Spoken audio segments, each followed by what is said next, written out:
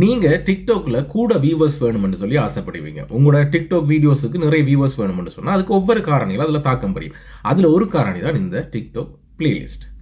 இது நார்மலா உங்களோட ஃபாலோவர்ஸ் 10,000 தாண்டும் போது டிக்டாக் கம்பெனி உங்களுக்கு இந்த பிளேலிஸ்ட்டை கிரியேட் பண்றதுக்குரிய ஆப்ஷனை உங்களுக்கு தருவாங்க.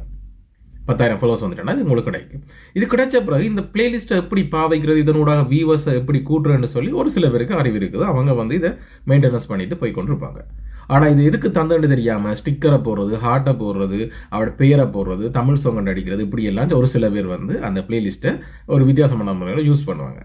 ஆனால் இந்த பிளேலிஸ்ட் முக்கிய பங்கு வகிக்குது எப்படின்னு சொன்னால், ஒருத்தர் ஒரு நியூஸை படிக்கிறதுக்கு டிக்டாக்ல தேடுறாருன்னு சொன்னால் அது தொடர்பாக நாங்கள் அந்த பிளேலிஸ்ட்டை கிரியேட் பண்ணி வச்சமாக இருந்தால் அங்கே கூட எங்களோட வீடியோக்கள் டிக்டாக் கம்பெனியால் எடுத்து முன்வைக்கப்படுது, அந்த பிளேலிஸ்ட் எடுத்து முன்வைக்கப்படுது. ஸோ இப்படியான சந்தர்ப்பங்களில் உங்களுக்கு வீடியோஸ் கூட வரும், வியூவர்ஸ் கூட வரும்.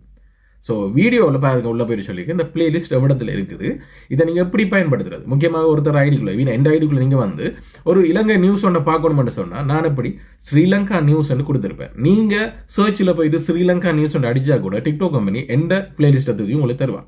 இப்படி தரும்போது அந்த பிளேலிஸ்ட்டுக்குள்ளே இப்போ நான் ஒரு 100 வீடியோ வச்சிருக்கேன்னு சொன்னால் அந்த 100 வீடியோலையும் இப்போ 1000 பேர் பார்க்குறீங்கன்னா கட்டாயம் 10 பேர் சரி அந்த 100 வீடியோவை தட்டி பார்க்க தான் பார்ப்பீங்க. ஸோ அப்போ அந்த இடத்துல எனக்கு வியூவர்ஸ் கூடுது. இந்த ஐடியாவை நான் உங்களுக்கும் சொல்லித்தரேன். வீடியோ பாருங்க, சின்னதாக அது விளக்கம் கொடுத்துருக்கேன். எப்படி கிரியேட் பண்ணுறது, என்ன மாதிரி கிரியேட் பண்ணுறேன்னு சொல்லியெல்லாம் அது சிம்பிள் வேலை. நீங்கள் 10,000 ஃபாலோவர்ஸ் வந்த பிறகு மேலுக்கு உங்களுக்கு ப்ளஸ் அடையாளம் தருவாங்க. ஸோ அதை வச்சுக்கொண்டு நீங்கள் ப்ளஸ்ஸை கொடுத்து கிரியேட் பண்ணலாம். கிரியேட் பண்ண பிறகு உங்களோட வீடியோ ஒன்று போடும்போது இது தொடர்பான வீடியோ, இலங்கை செய்தி தொடர்பானது, விளையாட்டு தொடர்பானது, டிக்டாக் தொடர்பானது, வாட்ஸ்அப் தொடர்பானது, இப்படி நீங்கள் போடலாம். வீடியோவை நான் அலட்டி கொண்டு வந்தால் உங்களுக்கே விசர் வரும். டக்குன்னு ஸ்பீடாக சுத்த விட்டு போயிட்டு உள்ளே பாருங்கள். அதை நான் விளக்கமாக சொல்லியிருக்கேன் அந்த பிளேலிஸ்ட் தொடர்பாக. ஸோ விளங்கி கொண்டுன்னு சொன்னால் உங்களுக்கு நன்மையான விஷயமா இருந்தால் நீங்களும் 10,000 ஃபாலோவர்ஸ் பயன்படுத்துங்க. அப்படி உங்களோட உறவு நண்பர்களை கையோட ஷேர் பண்ணி விட்டுருங்க.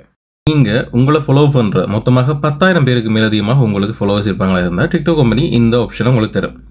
அதாவது பிளேலிஸ்ட் கிரியேட் பண்ணுற ஆப்ஷனை தருவாங்க. இப்போ எந்த ஐடியில் பாருங்கள், தமிழீழ தேசம், Gulf News, Sri Lankan news, Europe news, America நியூஸ்ன்னு சொல்லி இப்படி நிறைய பிளேலிஸ்ட் இருக்குது.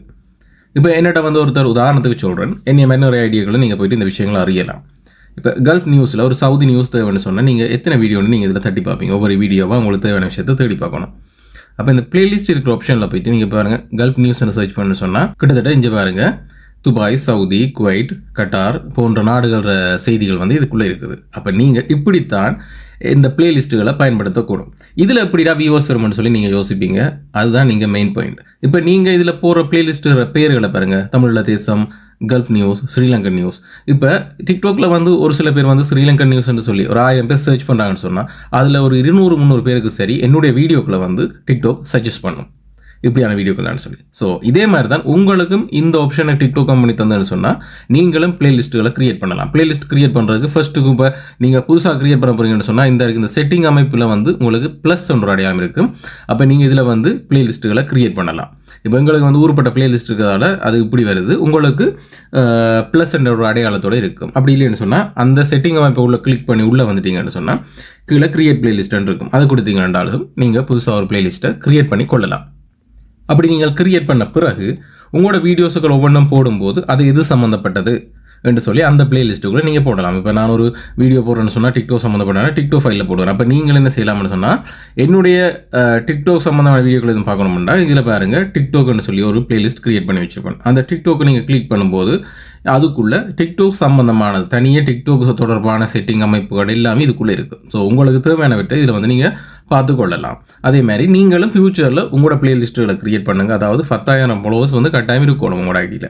அது வந்த பிறகு டிக்டாக் கம்பெனி உங்களுக்கு இந்த ஆப்ஷன் தருவான். அப்படி ஏற்கனவே இருக்கிறவங்க இதெல்லாம் செய்யலை. ஒரு சில பேர் என்ன செய்வாங்கன்னு சொன்னால் ஹார்ட் ஸ்டிக்கர் அதில் போட்டுலாம் பிளேலிஸ்ட் கிரியேட் பண்ணிப்பாங்க. எதுக்கு இருக்குன்னு தெரியாமல் கிரியேட் பண்ணிப்பாங்க. ஸோ அது எங்களோட வியூவர்ஸ் கூட்டுற ஒரு ஆப்ஷனாக தான் இருக்குது. மற்றது இலகுவாக வீடியோவை சர்ச் பண்ணி எடுக்கக்கூடிய இருக்கும். ஒவ்வொரு கேட்டகரியில் நாங்கள் போட்டு வைக்கும்போது தேடி வரவங்க அதை விரும்பி பார்க்கக்கூடியா இருக்கும். அப்போ ஒரு வீடியோ தேடி உள்ளே போகும்போது நிறைய வீடியோக்களை அவங்க அதை பார்க்கக்கூடியா இருக்கும். ஸோ இதுதான் அந்த பிளேலிஸ்டான விஷயம். ஸோ வீடியோஸ் நம்ம இருந்தால் உங்களோட உறவு நண்பர்களுக்கு ஷேர் பண்ணி விடுங்க. இனிமேல் நீங்கள் ஒரு ஐடிக்குள்ளே போய் ஏதாவது நியூஸ்கள் தேடும்போது இந்த மெத்தடை யூஸ் பண்ணிக்கொள்ளுங்க.